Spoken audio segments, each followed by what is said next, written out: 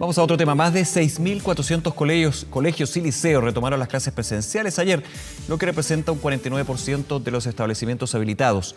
Cerca de 2.230 recintos van a continuar, eso sí, en vacaciones de invierno, al menos hasta el próximo lunes. Para conocer el balance de las autoridades nos acompaña justamente el ministro de Educación, Raúl Figueroa. ¿Cómo está, ministro? Muy buenos días, gracias por estos minutos. Muy bien, Nicolás, muchas gracias. Buenos días. Buenos días. A ver, con respecto a ayer y hoy, ¿cumplen las expectativas que tenía el Ministerio de Educación con respecto al regreso a clases presenciales? Que recordemos a quienes nos ven a esta hora, aquí la gran novedad es que con el cambio del plan paso a paso, si una comuna está en cuarentena, cosa que en realidad a nivel nacional ahora no se está dando, pero podría dar desgraciadamente más adelante, si está en cuarentena la comuna, igualmente se pueden tener clases presenciales. ¿Cuál es el balance que hace hasta ahora? Claro, Nicolás, el balance es positivo porque esto está recién empezando, como habíamos avisado. El retorno es gradual y nosotros esperamos que entre esta y la próxima semana, del orden de 10.000 establecimientos educacionales entre jardines infantiles y colegios vayan recuperando las actividades presenciales. Por lo tanto, ayer entró un grupo importante y hoy día lo hacen otros, mañana siguen, la próxima semana, como bien señalabas al iniciar la nota, tenemos 4 regiones que están todavía de vacaciones de invierno, por lo tanto, en la próxima semana esos establecimientos también van a estar disponibles. Y acá lo interesante es que con los cambios al paso a paso, la presencialidad recupera también una estabilidad que es muy necesaria, muy importante. Durante el primer semestre tuvimos mucha actividad presencial del orden de 9.500 establecimientos educacionales, pero lamentablemente se vio interrumpida por las cuarentenas. Con los cambios al paso a paso, hoy día tenemos muy buenas condiciones sanitarias, eso también es positivo, pero si llegásemos a tener cuarentena, los colegios no tienen que cerrar, y en ese sentido se le da también una estabilidad que es muy necesaria y que fue muy solicitada por las propias comunidades educativas. Presencialidad que usted decía, ministro, se vio interrumpida en su minuto por las cuarentenas. En un minuto gran parte del país, no hace tanto tiempo de hecho, estaba justamente con medidas estrictas de confinamiento debido al contexto sanitario.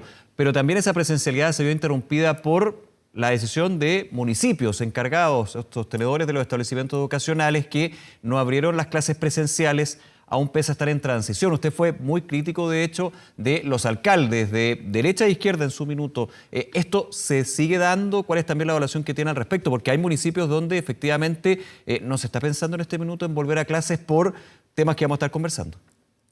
Sí, nosotros hemos seguido trabajando con los alcaldes. Además tuvimos cambio de autoridades territoriales y por lo tanto creo que son como 1/3 de los alcaldes que cambiaron, son nuevas autoridades. Aparte, claro. Hubo que retomar también con ellos un trabajo.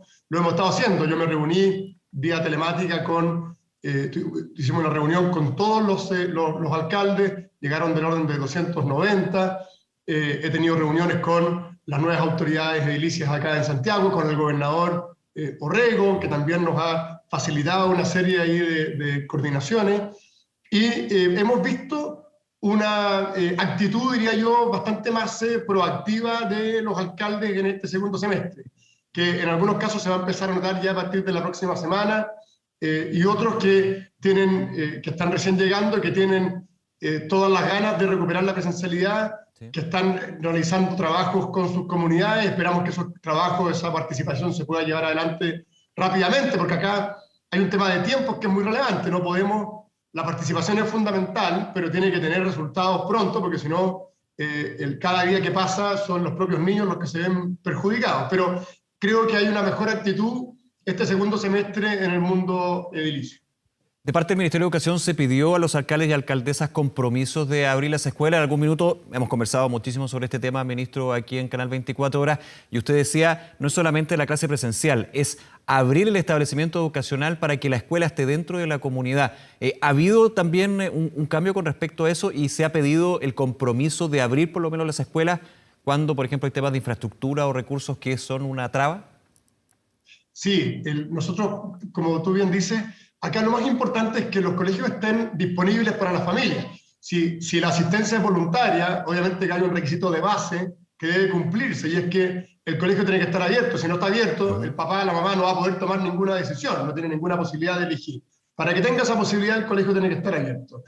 y nosotros hemos puesto todo el apoyo en recursos y en asesorías para que los colegios puedan cumplir rápidamente con las exigencias sanitarias. Hemos visto también, y probablemente usted me va a preguntar, algunos alcaldes que han dicho que no pueden porque tienen problemas de infraestructura. Bueno, ahí hay un tema bien relevante. El encargado, el responsable de mantener los colegios al margen del COVID, en términos de infraestructura, de una manera adecuada para la familia, es el propio sostenedor. Y nosotros, como Ministerio de Educación, hemos puesto muchísimos recursos a disposición de los alcaldes para que puedan cumplir con esa obligación. Solo este año, 186.000 millones de pesos, un 60% más que el año pasado. En los últimos 3 años hemos aumentado esos recursos en un 120%. Ahora, para que podamos asignar esos recursos, se necesita que los alcaldes presenten sus proyectos. Si no presentan los proyectos, no tenemos cómo adjudicarlos. O sea, ministro, para entenderlo bien, los problemas de infraestructura son exclusivos del sostenedor, en este caso de aquellos municipios que son sostenedores de los colegios. Claro, porque el sostenedor es el que tiene la obligación de mantener la infraestructura adecuada, y para eso se le entregan recursos. Y nosotros apoyamos con más recursos. Tenemos fondos exclusivamente destinados a la mejora y la conservación de la infraestructura pública. Pero para poder entregar esos recursos, hay un requisito previo, y es que los sostenedores deben presentar los proyectos, deben levantar los proyectos, presentarlos al ministerio, y luego se evalúa y se asignan, y para que se ejecuten. Entonces, si no se levantan esos proyectos, si no se presentan los proyectos, difícilmente podemos asignar las platas. Y una vez que se entregan las platas, es importante también que ejecuten los dineros, porque si no se ejecuta, si no hacen las contrataciones, tampoco se puede llevar adelante. Ahora, los problemas que se han visto en infraestructura son específicos, son marginales. Por supuesto que existen, no quiero decir... Pero son marginales, hay problemas que son bien graves y que se arrastran desde antes de la pandemia. Por ejemplo, lo que ha sido la denuncia de la alcaldesa de Santiago, de más de 40 colegios, 16 no tienen ni siquiera tienen problemas bien críticos para antes de la pandemia haber sido ocupados. O sea, hay un tema que yo sé, y hay que ponerlo en la mesa, se arrastra desde antes, pero así como marginales, ministro, hay algunos casos que no son nada marginales. Cuando digo marginales me refiero que no es la regla general de la infraestructura pública. Ya. Que son excepcionales. No podemos hacer de la excepción que existe, no la quiero desconocer, una regla general. Y en ese sentido, todo el apoyo del Ministerio ha estado para que podamos identificar y resolver a la brevedad posible esas dificultades. Ahora, usted menciona a la alcaldesa de Santiago, que señalaba que un grupo de esos establecimientos no estarían en condiciones. Nosotros a Santiago le entregamos en los últimos 2 años 800 millones de pesos para precisamente que pudiesen mejorar la infraestructura pública, solo por dar un ejemplo. Y bueno, ¿qué pasa con los otros colegios? Porque Santiago tiene 44 colegios municipales, bueno, ¿qué pasa con los otros 25? También podrían estar disponibles, ¿cierto? Me quiero ir también a regiones y profundizar en ese punto. ¿Cuál ha sido el balance que tienen desde el Ministerio de Educación del regreso a clases presenciales? Hay regiones del país que, a diferencia de la región metropolitana, hace ya un buen tiempo que están en fase 2 o hacia adelante, es decir, que estaban habilitados para clases presenciales. Este regreso, ¿cómo lo han visto desde el punto de vista también para descentralizar un poquito la discusión? Sí, bueno, en ciertas regiones hemos tenido enormes avances. Por ejemplo, en la región de Ñuble, en la región de Aysén, en Arica y Parinacota, donde cerca del 90% de los establecimientos tuvieron actividades presenciales el primer semestre. Por lo tanto, lo que proyectamos al segundo es que casi todos los colegios estén con actividades presenciales. La continuidad, digamos, de este sistema. Claro, ya. Exacto.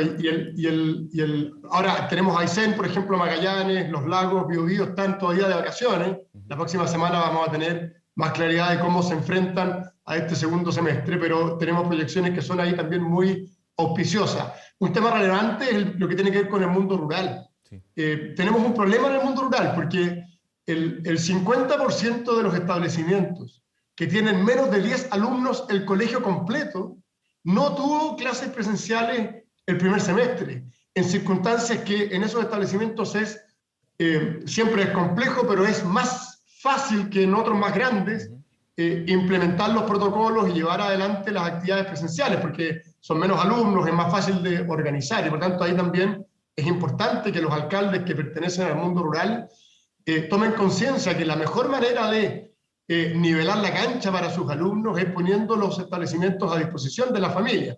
Y ahí vemos también, hoy día hay una serie de elementos que nos ayudan. Primero, la condición sanitaria. Tenemos incluso ya muchísimas comunas que están en fase 4, lo Sí, que claro. obviamente genera un escenario mejor aún. El proceso de vacunación de los profesores está terminado hace mucho tiempo. Todos los profesores, asistentes de la educación, manipuladores de alimentos, pudieron vacunarse a partir de febrero de este año. Y los que no tienen la vacuna es por el hecho de que voluntariamente no han querido acceder a ella. Pero el 95% de los profesores está vacunado, con los 14 días posteriores a la segunda dosis. Estamos también, fuimos de los primeros países del mundo en vacunar a todos sus profesores. Y estamos también siendo pioneros en la vacunación de los niños entre 12 y 17 años. Acá hay un tema importante, Nicolás. La vacuna es muy relevante porque genera, obviamente, mayores niveles de confianza. Pero no es un elemento esencial. En ninguna parte del mundo la vacuna fue un requisito para reabrir las escuelas. Claro. Y en ese sentido se puede avanzar cumpliendo con los protocolos sanitarios y acompañando también el proceso de apertura con una vacunación cada vez más masiva. Ministro, en este contexto, ¿cómo ha visto la visión sobre el retorno a clases presenciales de otro actor que siempre conversamos al respecto, que es el Colegio de Profesores? Sigue siendo bastante crítico con respecto a la idea de, en forma voluntaria, volver a los establecimientos. Hablan de un retorno inseguro, de hecho. A diferencia de lo que usted decía, la actitud que han tenido algunos alcaldes que se ve más proactiva. ¿Cómo ve eso en términos del Colegio de Profesores? Sí. ¿Ya son diferencias insalvables, digamos, lo que se está dando? Bueno, me da la sensación, y aquí hagamos siempre la distinción, es importante entre lo que son los profesores, que hemos visto un enorme compromiso de todo el cuerpo docente en todo Chile, de la directiva del Colegio de Profesores, que ha tenido una actitud más bien de obstaculizar todo lo que está ocurriendo. Cada una de las condiciones que el Colegio de Profesores fue instalando fueron abordadas. La vacunación, el seguro COVID, los protocolos, mayores recursos para los establecimientos educacionales, por nombrar solo algunas. Y vemos como todo el resto de la sociedad civil está unida en el propósito de reabrir las escuelas. El Colegio Médico, la Sociedad Chilena de Pediatría, la Defensora de la Niñez, organismos internacionales como UNICEF, UNESCO, solo por nombrar algunos. Entonces, yo creo que acá es importante que el Colegio de Profesores cambie su actitud, tome una actitud más proactiva, de mayor colaboración. Ellos han dicho, que yo no lo comparto, pero han dicho que solo a partir de la fase 4 se puede volver a clases presenciales. Bueno, ¿cómo está el Colegio de Profesores ayudando en las comunas que están en fase 4? Sería interesante ver cuál es la propuesta ahora más proactiva del Colegio de Profesores para que en esas comunas se pueda, de acuerdo a lo que ellos mismos han dicho, recuperar la presencialidad.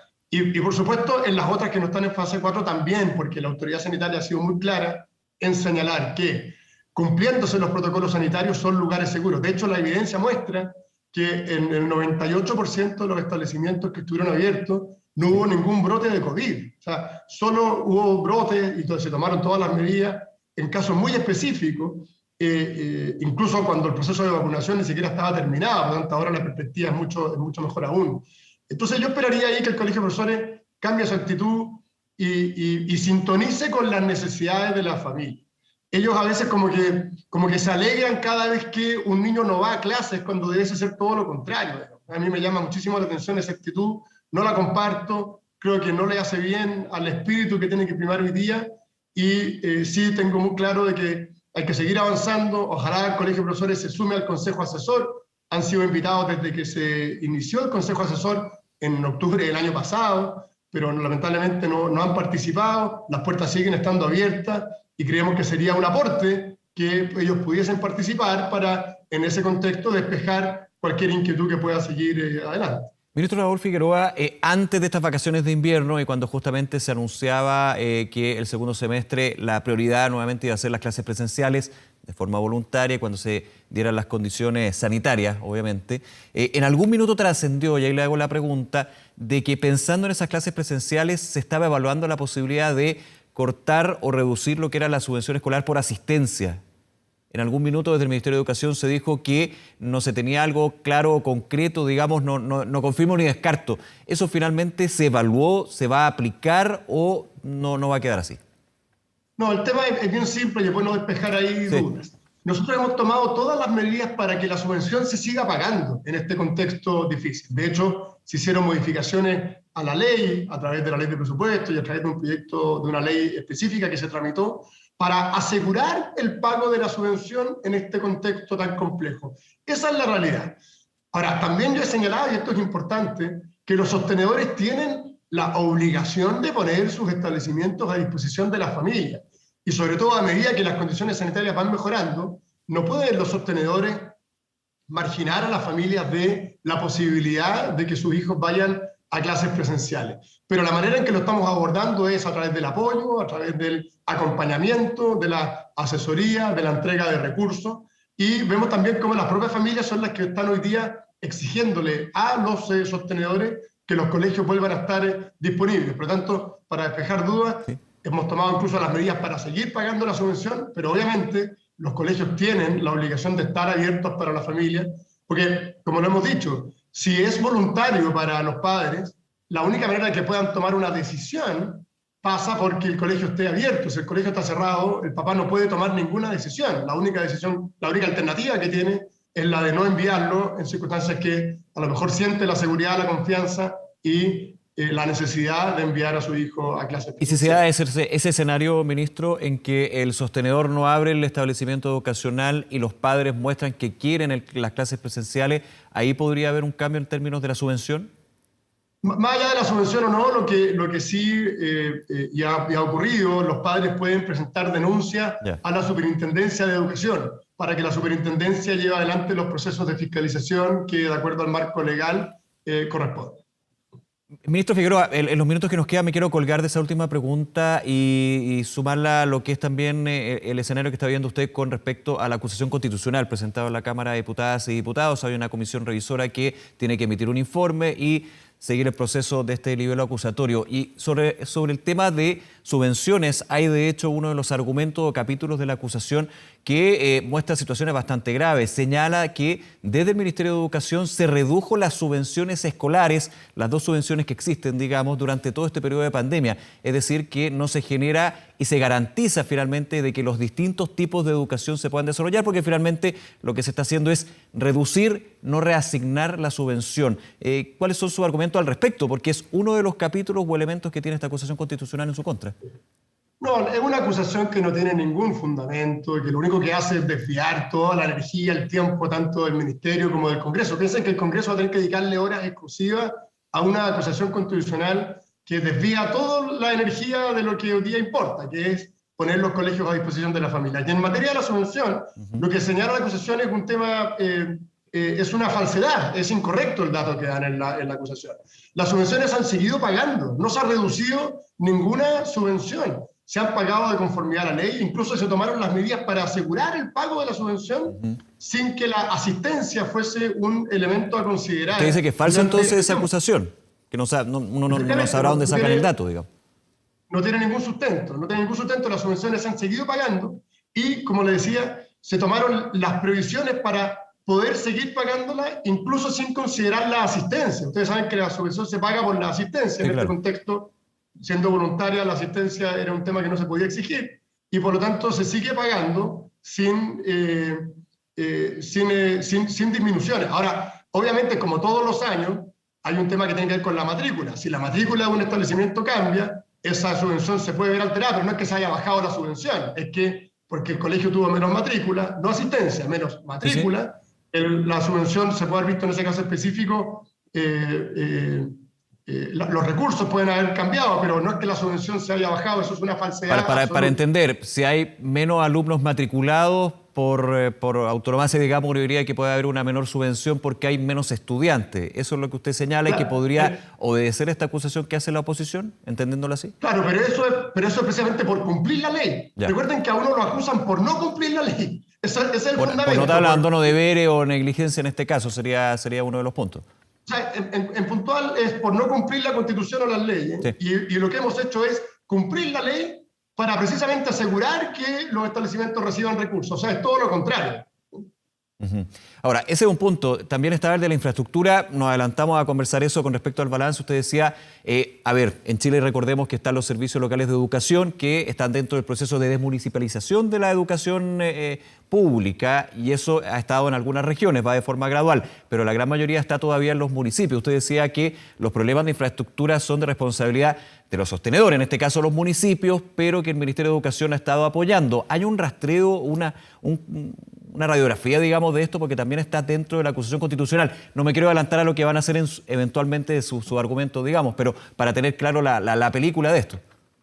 Claro, a ver, acá lo importante es que cada sostenedor es el que tiene que tener la claridad de las condiciones de infraestructura y obviamente desde la Superintendencia de Educación se llevan adelante procesos de fiscalización. Ahora, como decíamos hace un ratito, nosotros ponemos recursos a disposición, pero para poder entregar esos recursos es el sostenedor el que tiene que postular. O sea, si el sostenedor ni siquiera postula a los fondos, digamos, claramente no tenemos nosotros cómo llegar con esos recursos adicionales en la conservación o la mejora de la infraestructura pública. Ahora, anticipando eso, nosotros este año aumentamos en un 62% el presupuesto para la infraestructura pública. Y el año pasado ya se había aumentado en un porcentaje también relevante. Por lo tanto, desde el punto de vista de la acción del Ministerio de Educación, hemos sido muy proactivos y nos hemos anticipado a las necesidades de infraestructura, unido a otros recursos, como por ejemplo 25.000 millones de pesos adicionales que están a partir de este mes disponibles para todos los establecimientos que reciben fondos públicos para poder cumplir o asegurar el cumplimiento de los protocolos sanitarios, los kits sanitarios que ya se entregaron, la flexibilidad de la subvención escolar preferencial que permitió que recursos que no se iban a poder gastar en otras cosas se pudiesen destinar a mayor conectividad o al cumplimiento de las exigencias sanitarias, solo por mencionar algunas cosas. Recuerden que el año pasado, solo por este concepto de la subvención escolar preferencial y la flexibilidad que se entregó, 57.000 millones de pesos que podrían haber gastado los municipios, lamentablemente no fueron ejecutados por los sostenedores. Ministro Raúl Figueroa, se nos acaba el tiempo, pero como siempre, muchas gracias por acompañarnos en Canal 24 Horas. Que tenga un buen día. Muchas gracias, Nicolás. Hasta luego. Hasta luego, gracias.